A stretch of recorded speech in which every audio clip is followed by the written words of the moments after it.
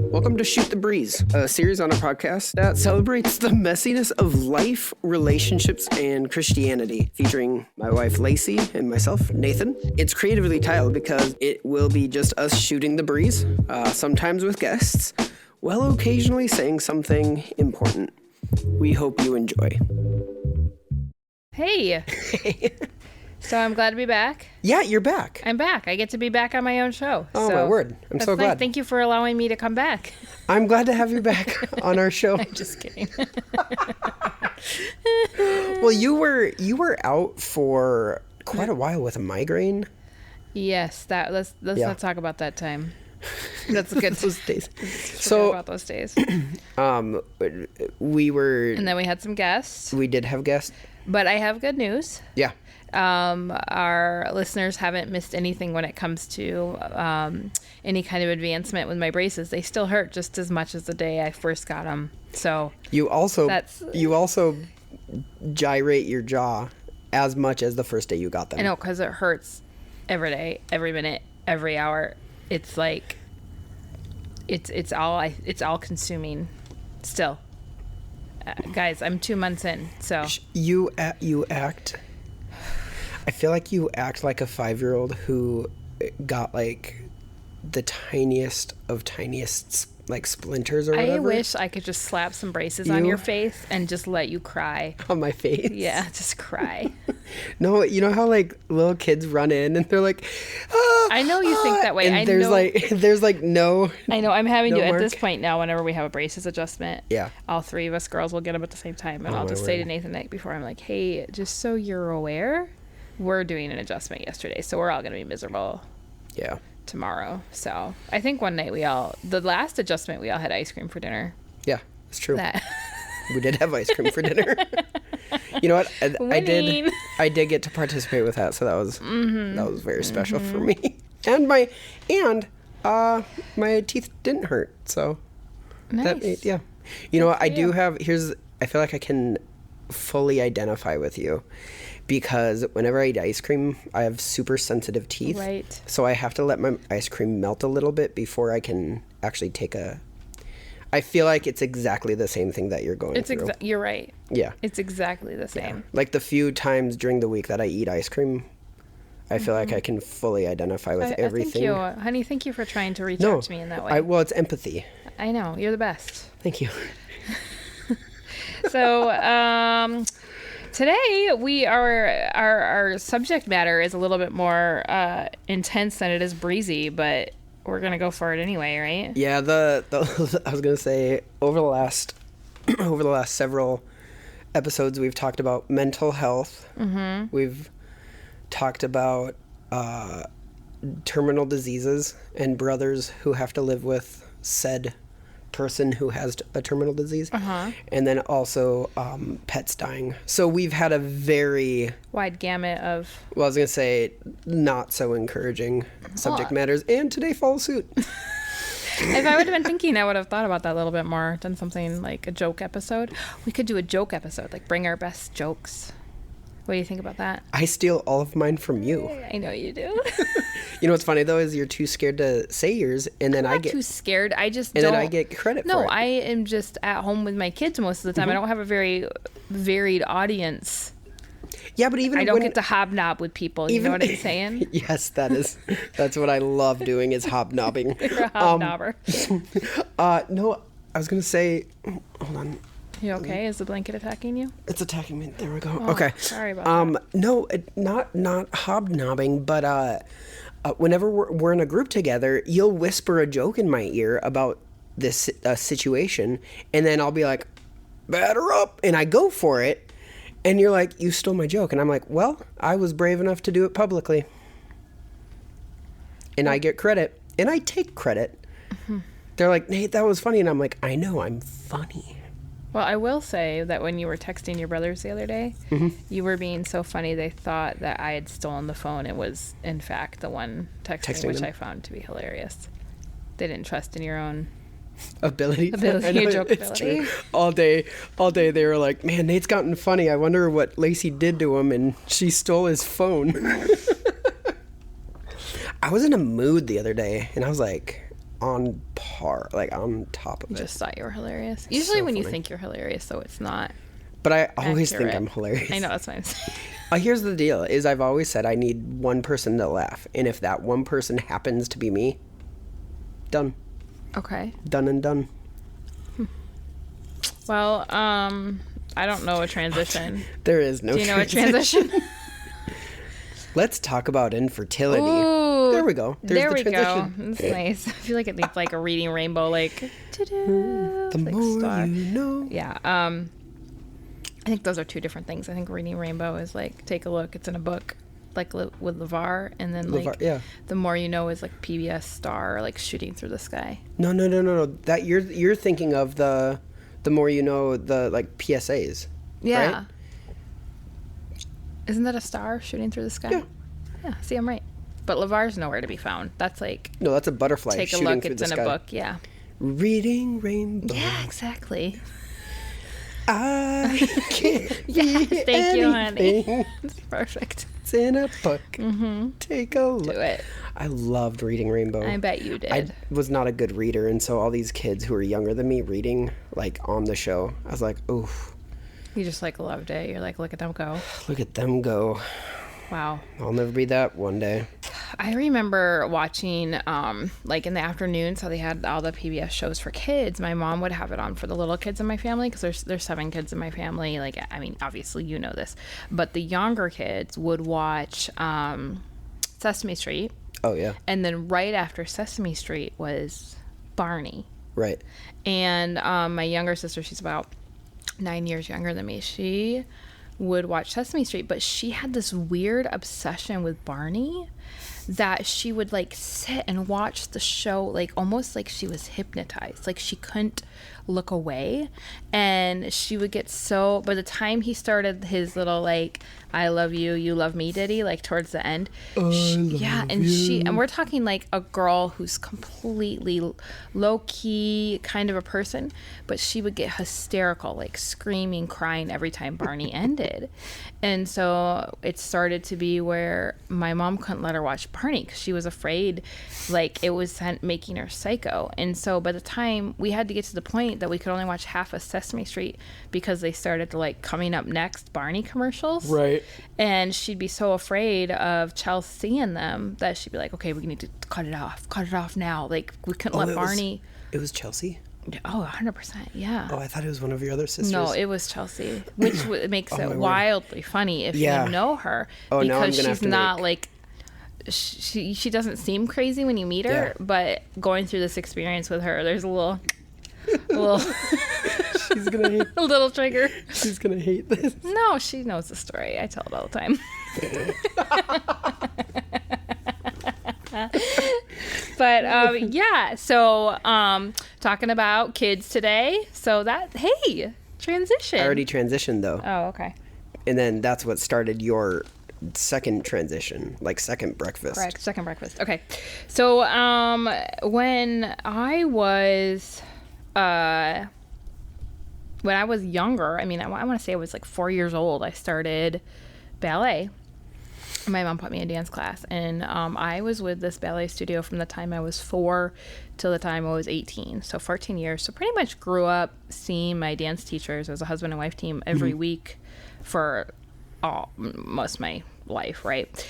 And they didn't have any kids of their own, and they were really the first couple that I was ever aware of that did not have any kids. And because I came from like a big homeschool family, it was very weird to us that they didn't have any kids. And I remember not really thinking too much about it till I got to be probably a teenager, and then I started to wonder. And I remember at one of my classes, one of the other girls in the class asked my dance teacher, I think we were 12 or 13, why they didn't have any kids. And she basically just told us that she wasn't able to carry babies to full term, and that what she was able to receive from teaching dance and seeing us all every week and watching us grow up, that was very rewarding for her, and she'd learned to accept that that was her way of in a way parenting, right? Like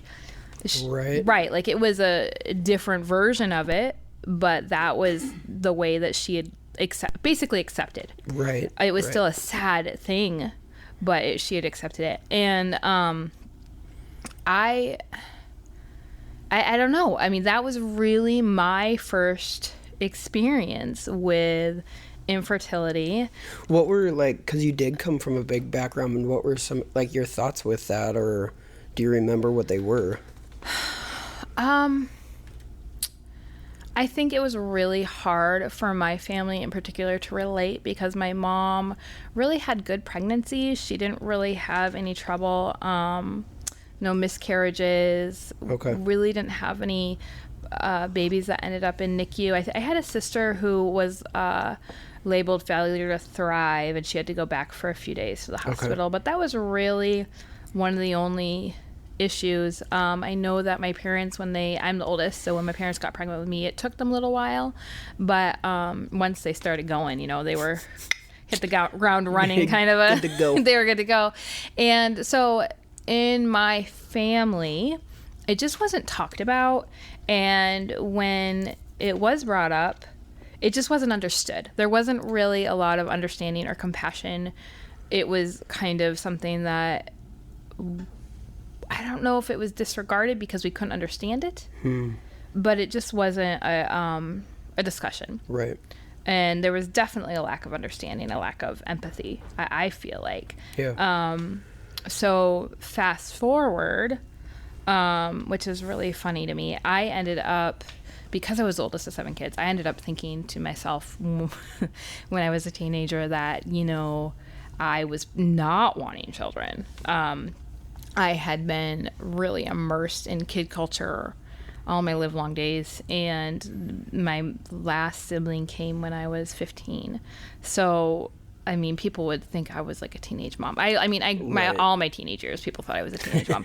And I just learned to roll with it. It gave me a lot of compassion for teenage moms, the way that I was treated, though. But I had decided really specifically, and I remember I was really cruel to my own mother. I was like, yeah, I'm not having kids. My poor mom. I'm like, I'm not having kids. I'm having a career. So that's the way it is. Right. And she just felt really disregarded when I was so, I don't know, firm about that, or like just like matter of fact. Right. Like not compassionate. No, I had zero empathy when I was a teenager. Right. And that was really my plan. And so I ended up going away.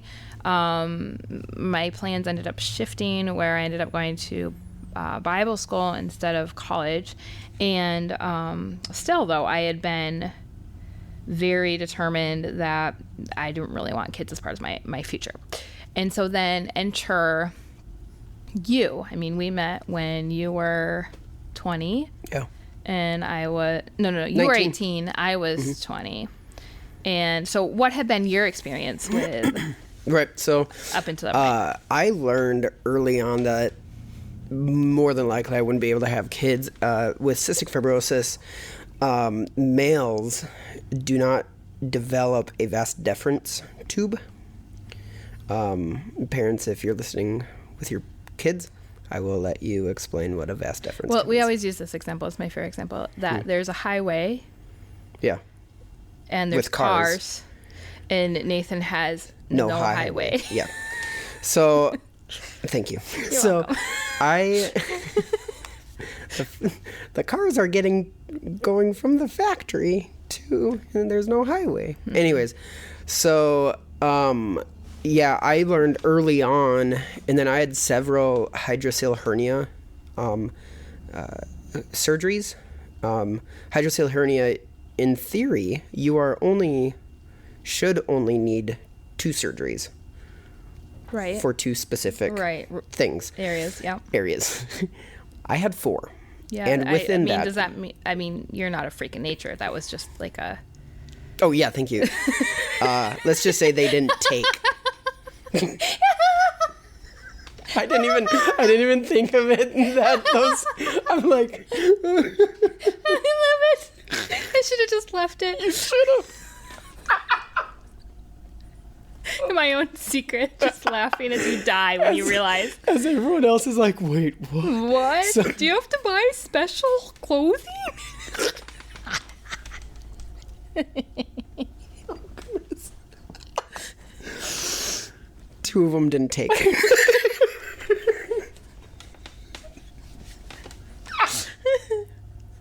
Okay. Anyways, oh goodness. So that's when they found out for sure that I don't have those highways. So fast. So how old were you when they I mean, because they sat you down and basically had a serious conversation and said, look, you're not going to be able to have kids, and we want to tell you now. Right. So, which I don't understand. I think you're like 13, right? So I was like 13. I don't know why you would tell a 13-year-old boy that. That's like a terrible idea. From doctors reasons. To parents, anyone in between who's listening, do not tell your children, your males, your boys, boy gender males, that there's no consequences to just keep moving. Extracurricular activity. Keep moving. Okay? Bad idea. Anyways, so I knew early on that I was not able to have kids. Right. Also with, a lot of the stuff that I went through as a kid, I was just like, I don't want kids. Oh, good. Well, then you had the other added layer of, because this is a genetic disease. Right. You have the possibility, if I was also a gene carrier, or whoever is you ended up with, you didn't know at the time, but that if whoever it was the same, had carried the CF gene, that you would have a 1 in 3 chance of having a kid with cystic fibrosis. And you're thinking about that going, I don't want to do that to my kid, right? Yeah. So, so it was like a no-go for me, which I was perfectly happy with. So then, this is like a reality for me. I, grieved it, if you will, when I was a teenager. And then you and I get married. And we talk about it, and we're like, great. We both don't want children. Perfect. This is Yay. great. Right. Wonderful. Well, then, when was it? It was like 3 years into our marriage? Was it 3 or 4? No. For me, we have been married 2 years, I want to say, a year or 2. Okay. And because I feel like our first year of marriage, we were both like, okay. Yeah, our first year we were fine. Yeah. And then our second year, I had something happen where I was we were touring with this ministry, and I didn't realize the reason I didn't want kids was this hardness. I just had this hardness in my heart, and to be perfectly honest with you, I didn't value motherhood. I just didn't. Right. I didn't see it as, I was very goal driven and accomplishment oriented, and I didn't see it as a huge accomplishment, and I remember people would tell stories about like this guy in Korea who has this big church and all these thousands and thousands of people are coming to the Lord, and that his mother spent days and days on her knees before the Lord, and if it wouldn't been for her, then he would never have accomplished this. And I would think to myself, I don't want to be the mom. I want to be the one accomplishing. Right. Like, who wants to be the mom, like, in The Secret Place? That sounds terrible. Like, no, thank you. And, so, anyway, or, like, stories of, like, when you're homeschooled, you got to read about Susanna Wesley as part of the mandatory curriculum. That's a joke. But, anyway, everybody would bring up Susanna Wesley, how she had, like, 14 kids. No, it's like 20. Was it 20? I thought it was 14. It's insane. Somebody can fact check us, but it's an amount. It's a large amount. And she used to take her apron to have quiet time. She used to take her apron and flip it up over her face, and that was the only time she got alone time. And I'm like, that just does not sound like the kind of life I would want to. Of course not. Like my sister would say, the curated aesthetic that I want in my home. Like, that's not really the millennial verbiage there. Is it curated? Yeah, carefully curated aesthetic. Yeah. Thank you so much for listening to our podcast. This is one of the many resources we make available for free at our website, cultivaterelationships.com. Our resources have helped people grow in their relationship with God and others. We've seen people set free from uncontrollable anger and paralyzing fear, we've witnessed estranged family members be reunited after working through our Freedom Booklet. We've helped people build healthy relationship and coping habits through our coaching videos, and all of these resources are made available for free because of the generous support of people like you. If you would like to become a partner, please visit cultivaterelationships.com/support. Now, I hope you enjoy the rest of this episode. So anyway, Wow.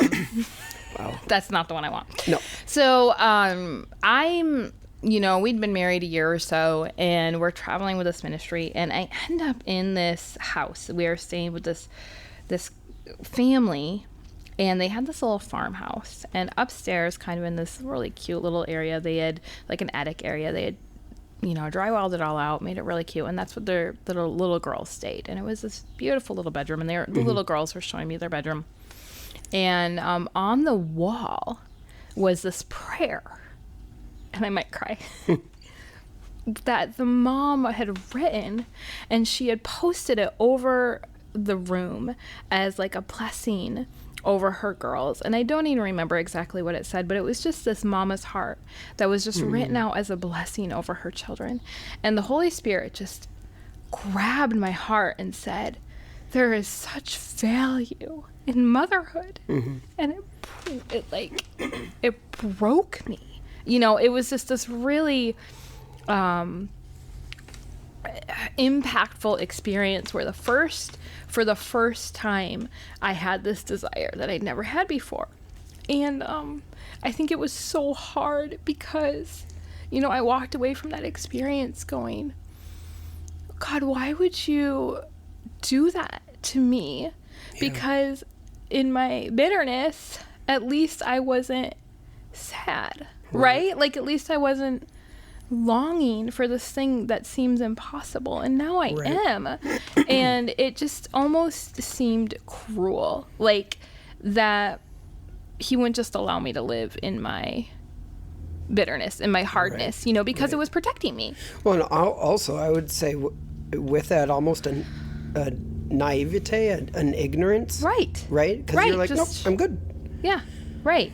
So, I mean, that was kind of my changing point of wanting kids. And what was yours? So mine was, oh goodness, I don't even remember. It was just something along the lines of feeling like I know your heart started changing, and then it was something along the lines of one of those, I think.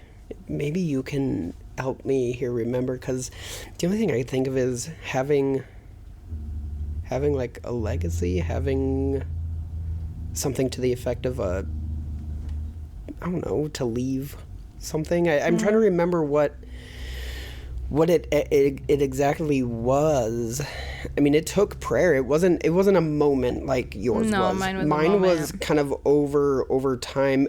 One thing for sure was my own healing and forgiveness from how I was raised. That's what I was gonna say, is that you had such a hardness about you that you just I think that you were using it as almost a protective shell. Right. So it definitely came, like the desire to have kids definitely came after I had done a lot of my own resolving issues in my heart.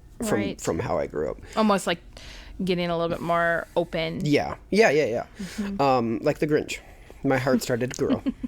And so then I have this kind of realization. Now I'm wanting kids and I can't have them. Right. And so we were both faced with this utter like hopelessness with a massive desire, which we both really struggled with. Why would God, we were perfectly naive and happy. Hard and bittered. in our own naivete and lack of desire for kids. And we are broke. Broke.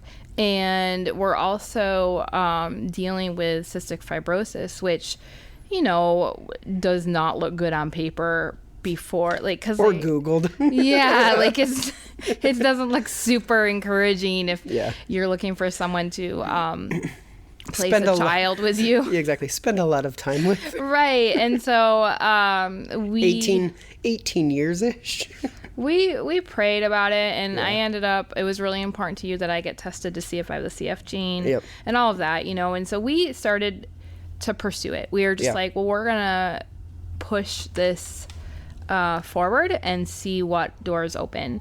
And but there was such a, I think at that point, you know, as we started looking into it, we started to realize that this was a situation that was really painful. Yeah. It was really painful. And I remember one of my very vivid memories of I would say encountering God is we started to have this desire, and I was so angry and so discouraged at why God had done this. I remember walking out to our backyard and sitting on this stump in our backyard and just yelling at God. Like, why would you do this? Why? We were fine with how things were. Why would you do this? Not even a how dare you, but it was just like, why? What's it accomplishing? Yeah, what's it accomplishing? To what end? Yeah. I know for myself, I'm such a researcher and I just like to try things, see what sticks, right? Sure. And so I immediately started going research crazy and fundraising crazy and throwing myself into, you know, at the time we first pursued, we thought adoption would be really impossible just because some of the feedback we were getting. And so we're going to pursue some... having a terminal disease, right? They don't necessarily like to... They don't love it. Yeah. So we were going to pursue some... infertility treatments, which, let me tell you what, infertility treatments are like the Wild West of the medical world. Like, oh my gosh. And those of you that know what I'm talking about know you end up in these conversations that are super trippy, and you start to really and there is no judgment that the decisions we made were the decisions we made, but I'm not against them. I just feel like as you get deeper into it, you start to wrestle with like, okay, so we're creating embryos. How many embryos are we going to create? And if we create, 14 embryos because it's cheaper and, you get more bang for your buck, are we going to freeze them? And then if we're going to cryo freeze them, how many years are we going to pay for? Like, well, you get into so many issues. You get into so many moral issues with infertility. Like Lacey and I are saying, we are not judging. No, I mean, I think it's a very personal decision. Yeah, making any judgment statements, but there's just a lot that you have to wrestle through. Oh gosh. And I remember so people are telling, we were looking at all the options, right? And one of the options was hold on, I want to all of the options. What are you going to say? Nothing. I'm just leaving it there. Oh, gosh. Okay. There was just so many options. There was a lot of... And let me tell you what. We were willing to pursue all of them. Nathan. Okay. So, but I remember looking at one of the options was instead of doing in vitro, we could possibly just do, people are encouraging, we'll look at a sperm bank, which was trippy. What was trippy to me is that they would rank how expensive it was based on the educated, how educated a person was. Yeah, the donor. There we go. So if the donor had a college degree, it was more than if they were just a high school graduate, or if they had a MBA, it was even more. Which is crazy to me, because how many geniuses have flunked out of school because it wasn't stimulating enough. I feel those choices of words are very weird, but no, right? No. What did I say wrong? Nothing. I just feel it was, I don't know. how old were we at the time? So early 20s. This was between like 24 and 28. You know, we're looking at this stuff. Or I was between 24 and 28, and just. I guess one of the things too is I felt very alone. Yeah. I mean, with you, obviously, we were Yeah. together in it, but trying to make these decisions, very alone. And so we ended up, I really was not comfortable with certain options. So we ended up pursuing the, I found this guy by where we lived who apparently did like discount in vitro. He was one of the original research doctors that developed Like the test tube baby in the 80s, you know. Yeah. That's how he advertised himself anyway, but he was a lot cheaper. So we went to him, and I will never forget, because our first consult, I was expecting a sit down, right, like talk about what we wanted, like our options, and what there was to look at. And so we get into the office, and he's like, okay, he looks at Nathan and goes, okay, drop your drawers, let's see what we're working with. Like right in his office. Like we're not talking like a doctor's office. We're talking like a pen, pencil, plaque on the wall desk office. Yeah. And so I'm used to like medical procedures. So he's like, we literally shake hands. Hi, I'm so-and-so. Hi, I'm so-and-so. All right, why don't you drop your drawers and see what we're working with? And to me, I'm like, this is second nature. I'm like, okay. So I did. And so, which I'm fine with. I'm like, okay, this is normal. And he turns to Lacey. No, he goes, I want you to run across next door to the urologist, and he's going to give me a second opinion. And so Nathan basically like grabs his pants in his hands and is like, okay, and like runs out the door. And I just think it's the funniest thing in the world. And when I get really nervous, I just start laughing hysterically. So I'm laughing, like I'm dying. But then he turns to me and he's like, okay, you're next. And I'm like, what? Wait. Moving too fast. You just sent my husband away, and I don't know who you are. This is weird. And oh gosh, I'm just gonna like wrap this up. Yeah, real quick. I mean, we have a lot of. There's a lot of story there into this, and maybe for another time. Non-child friendly podcast, but all things said and done, after much trauma on my part. Only you. All you had to do was watch.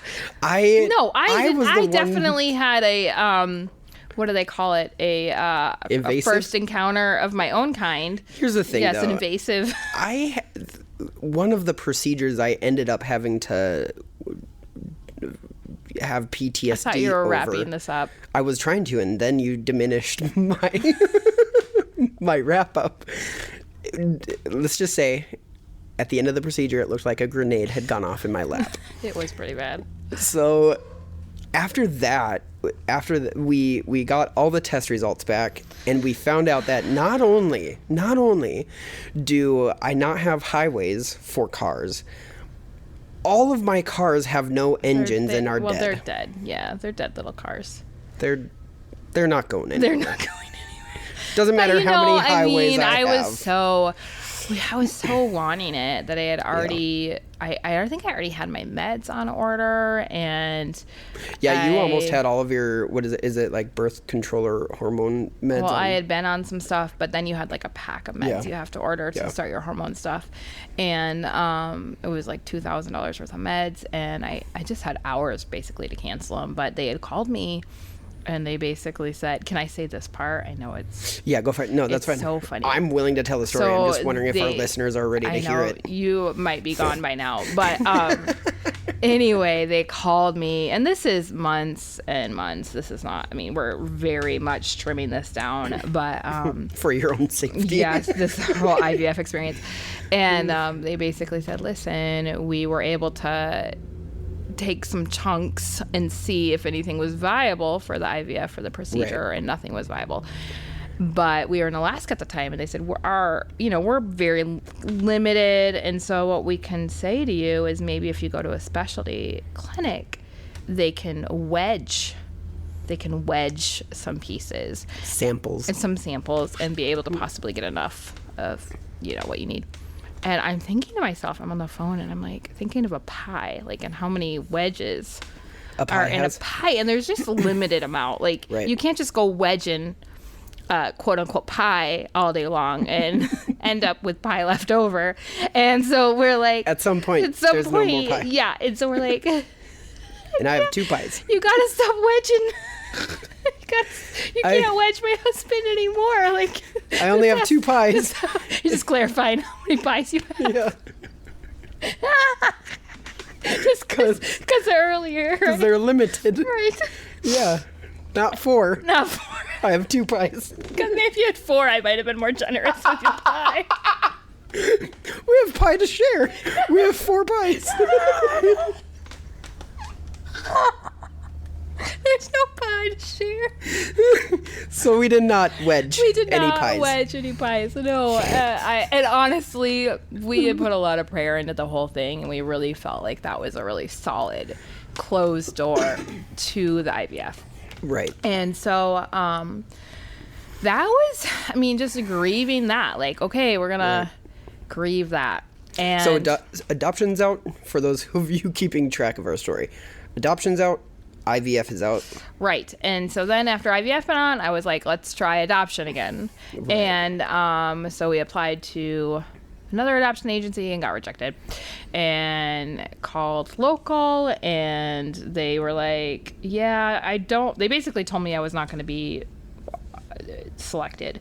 So, and this is over a few years. And so I guess I meant to say this earlier, but why am I talking about this? And the reason why is because what I was saying earlier is just growing up in a family that wasn't really aware of the struggle, and it's such a massive deal in our life. And I know people that struggle with infertility, that it is a massive deal, and people that are aware, it's a really hard thing to talk about, and the people that aren't aware, they don't know how to broach the subject. And I was looking up some statistics online, and basically about 10% of the couples in the US, they have infertility issues. Along with that, there is, and that's what's called primary infertility.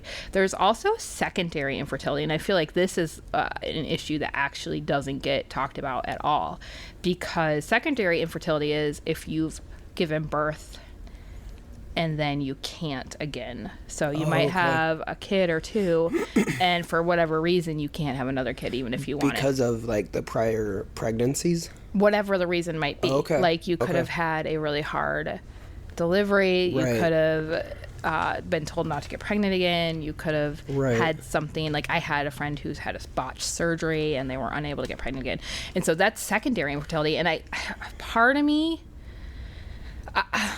I don't think it's harder, but I think it's its own kind of hard, because I think people that struggle with secondary infertility, they have this guilt.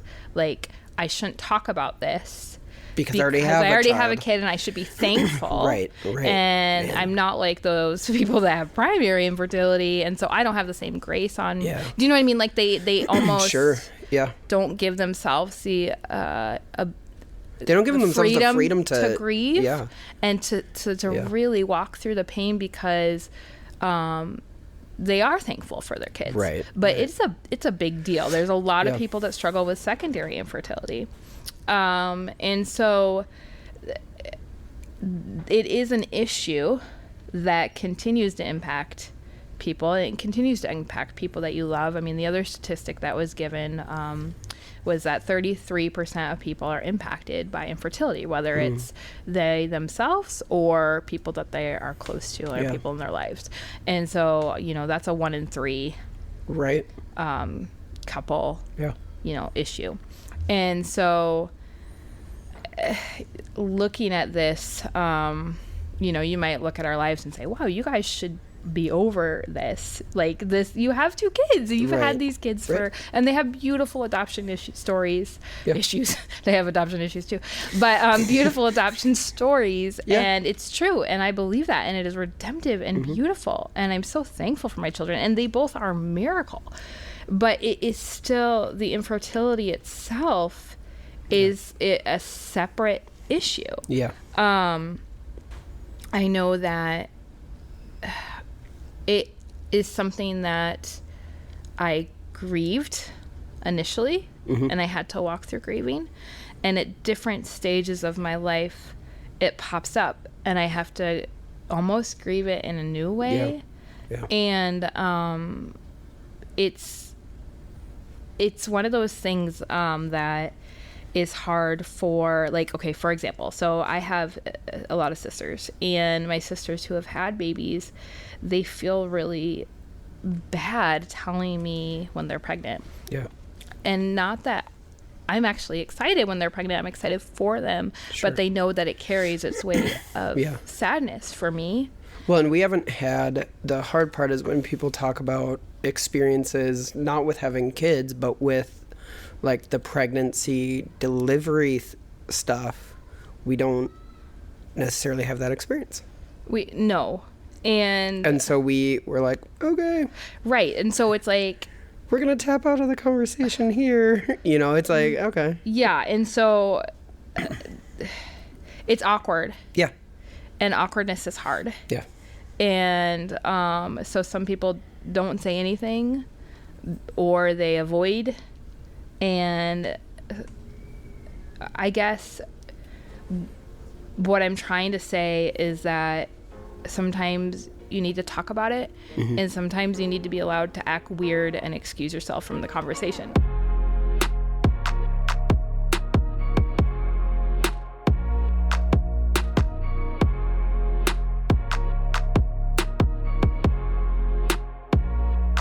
So I'm invited to baby showers all the time. And I hate it. I hate baby showers. Ugh, they're terrible. Yeah. I love my friends though. Right. And I'm excited for them. Right. And so I'm going to show up at your baby shower with bells on, but it is hard. Right. And there is a juxtaposition of feelings there that there's really no easy way to walk through. Right. And both can be true. You can be happy for them. Right. And you're also grieving. Right. Or when women talk about their birth stories. I love hearing birth stories because I think women are incredible. And I think being able to have a baby is a miracle. It's a beautiful, miraculous thing. And I love to hear it. But then also I can't relate. And so it makes me feel lonely and left out. Right. And so it's this, like I said, it is a weird thing. And so sometimes I sit there and I'm part of the conversation and I enjoy myself. And other times I excuse myself and I have to go away because I don't want my tears to take away from the moment. And that is not something where anybody can fix or make it better. It just is. Yeah. And I think that's hard for people. Grief is hard because it just is.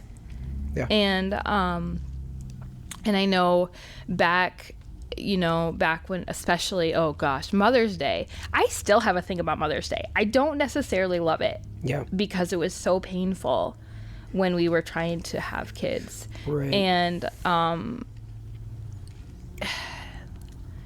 still to this day, it's one of those things where I'm more likely to think about who can't have kids. Right. Yeah. And just that the whole day is just it's almost like just the whole day is a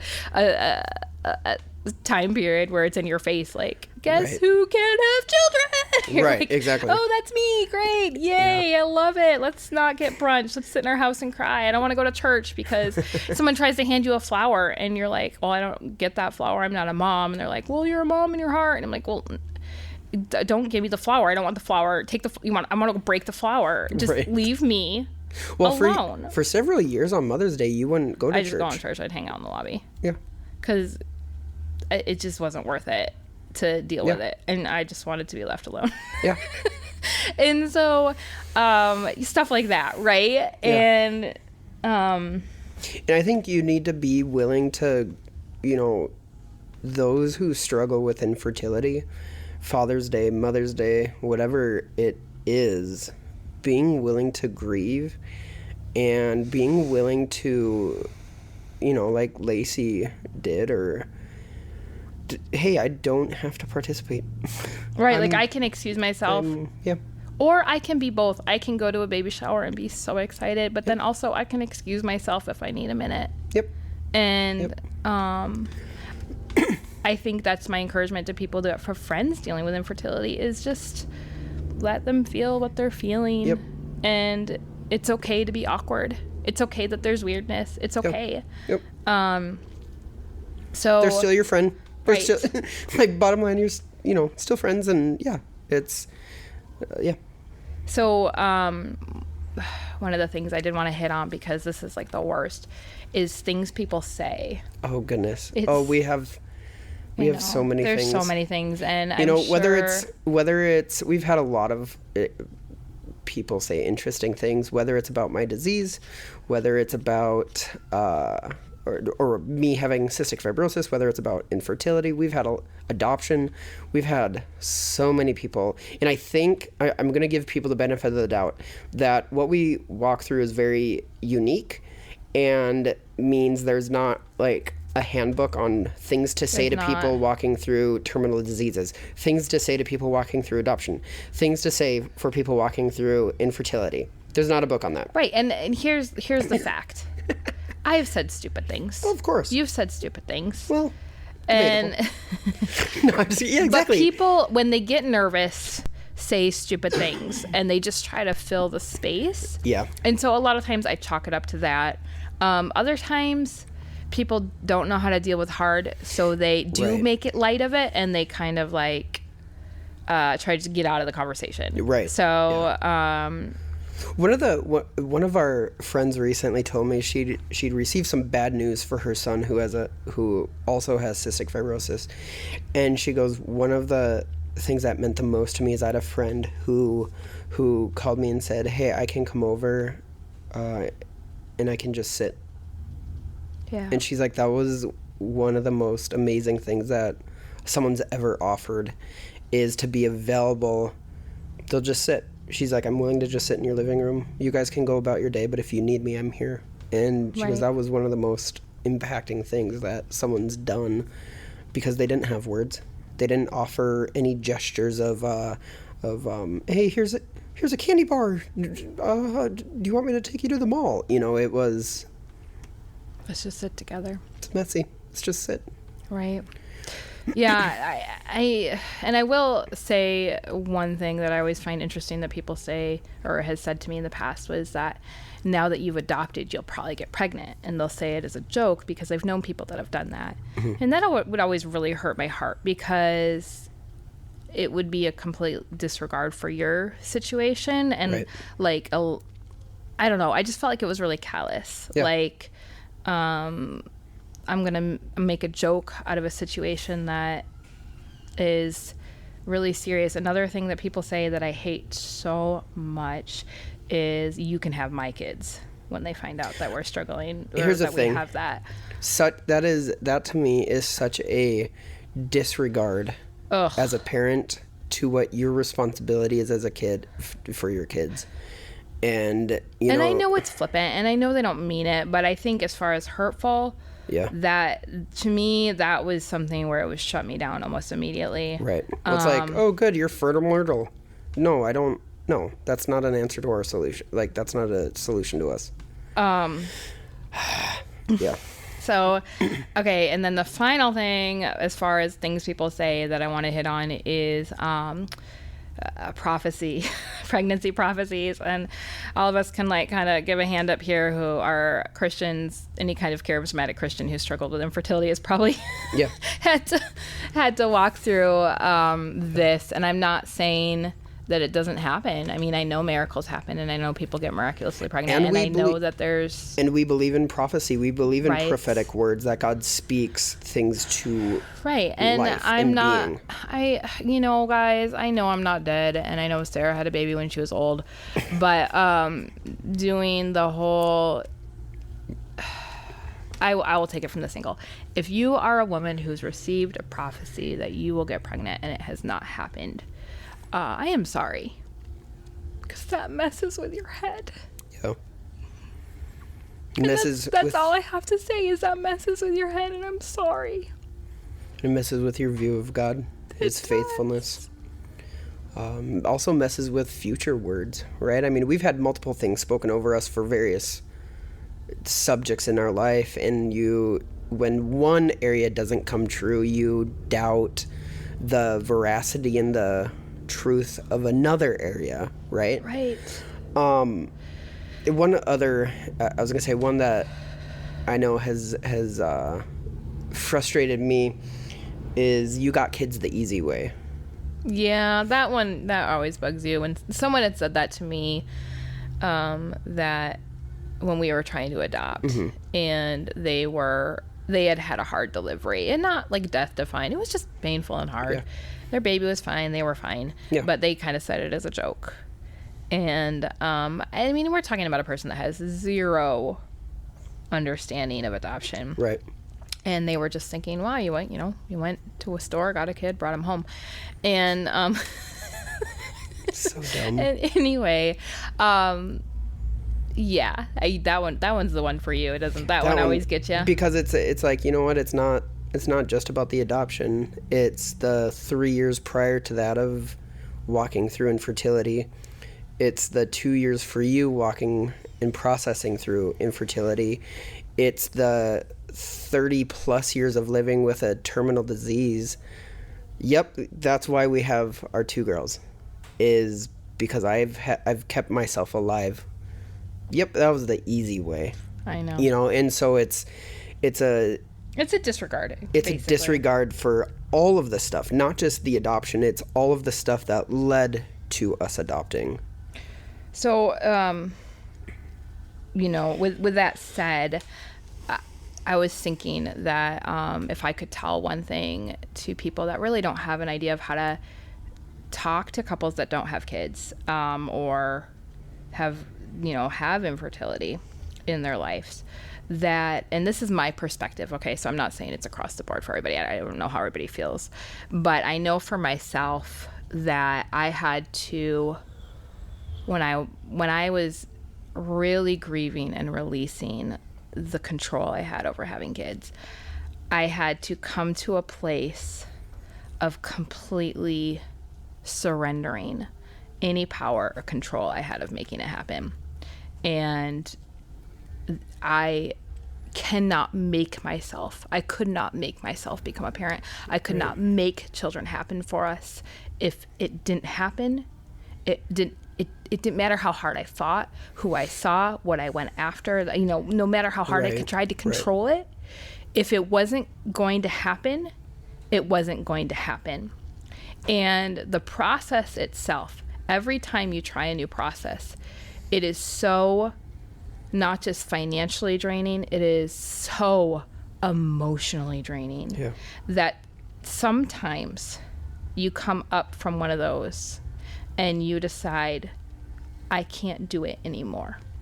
And so I just want to say that, I know there's a lot of couples who just decide not to have kids. Yeah. But there's also a lot of a lot of couples who have come to the point of just like, okay, I completely release this. Yeah.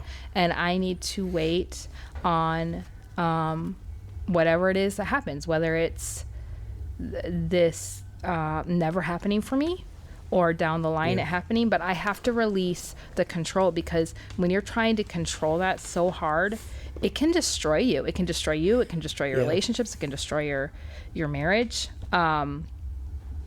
Totally. And the other thing I have to say is that if you have a family member dealing with this, that they need you. They just need you. They need you to sit with them, family or a close friend. They need you to sit with them, and they might not be able to articulate everything. Yeah. But that they just need you to be able to be okay with them being in pain about it. Yeah. Right? Being messy. Yeah. Yeah. One of the verses that's always a struggle for people who, like you're saying, have infertility, or is it's secondary infertility? Mm-hmm. Is that right? Is children are a blessing from the Lord. Oh, yeah. And it's when you see people have multiple children and you're like, so am I not blessed? Right. Am I so what does that mean for me? Yeah. Right. Or if it's used as an encouragement, if your kids are from hard places and you struggle with hard things because of those hard places, and they're like, well, children are a blessing from the Lord. Okay, yep, I understand that. Also, some are very difficult. Mm-hmm. Not because of who they are, but because of what they've went through. Right. And flippantly throwing around children are a blessing of the Lord, so you should view them that way.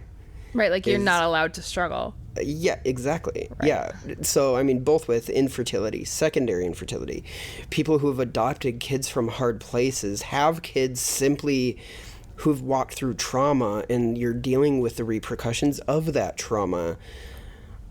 Yes. Yeah.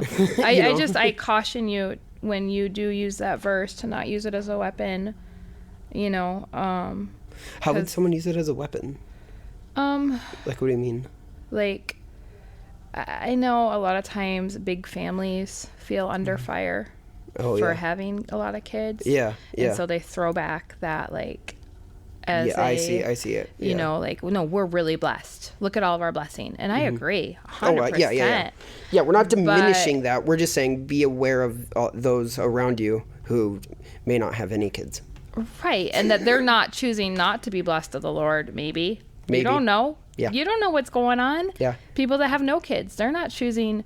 I mean, a lot of times they might be or they might not be. Mm-hmm. But that, I guess, am I explaining that right? How you can use that scripture as a weapon? Yeah. That like can be an assurance to you, yeah. But don't use it to slam someone else down, like to put them in their place. Don't you understand how blessed I am? No, you are supposed to realize that. You're not supposed to inform someone else how blessed you are through that. Let me tell you how blessed. Yeah, exactly. Yeah. But I do want to just reiterate that it's okay to grieve. It's okay to grieve more than once. Yeah. It's okay not to hold a baby if you don't want to hold a baby, and it's okay for someone not to hold your baby. It doesn't mean that they don't love your baby or love you. They might just not be able to hold your baby. Yep. And that is sad. And I'm sorry. Sometimes if I can't hold your baby, it's not because I don't love you and I don't love your baby. Yeah. Right? It's because, to be completely vulnerable with you, I don't want to break down in front of you and have you carry that. Yeah. That might not be something I want to do in that moment. Well, especially if your heart's desire is to celebrate them. Right. Like, you don't want to be at the baby shower crying in the corner. Like, that's not... nobody wants to be that girl. Everyone's playing a game and you're, like, sobbing a mess. Yeah. Like, no. And so you got to do sometimes what you have to do. Yeah. Like, sometimes you can't show up at the Mother's Day service, and that's okay. Yep. And... sometimes you have to go out for ice cream when there's Mother's Day service instead. So, I guess... I don't know. Is there anything over my notes that... what I want you to do is, I would like for you to pray for people who are where we've been and who are also maybe just perhaps heading into a situation where we've been. And just pray over them. Yeah, totally. So,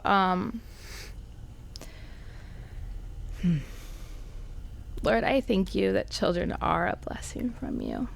And I just want to thank you for that miracle that you have allowed us to participate in with creation. It's incredible. And the loss of it is so deep. And sometimes we don't know how to deal with it. But I know that you do. And I also know that when we ask you for good things, that when we ask you for bread, As your word says, that you're not going to give us a snake. You're not going to give us things that hurt us. And so when we ask you for good things, that you desire as our Father to give us good things. Amen. And that even in the midst of all the brokenness in this world, that you're able to bring redemption in every single situation. And so I pray for every situation out there where there is brokenness and there is grief. I pray that you may meet people where they're at, and that they may know your love right where they're at. I just want to pray specifically right now for people that are dealing with secondary infertility, that they may feel the freedom to just give you their heart about that. Thank you, to God. give you their pain, to give you their needs, their longing. Jesus. And that they may just believe for redemption in that, for your leading. God, I pray for people that have resolved just to leave it in your hands, whatever their future look like, whether it be kids or not kids. I thank you that you love their faith. Thank You love their release. Yes, God. You love their trust in you, and I pray that you may reward them richly, that you may redeem the things that the enemy is meant to steal and destroy, and that you may bring beauty out of the ashes. Yes, Jesus. God, I also pray for people that have dealt with loss, whether through miscarriages or just situations that have been almost too painful to even bear. I pray, Jesus, that you may give them rest, peace, and trust in you, that you are good, and that you have good for them. In Jesus' name, amen. Amen. Thank you guys for listening. Yeah. All right. Goodbye.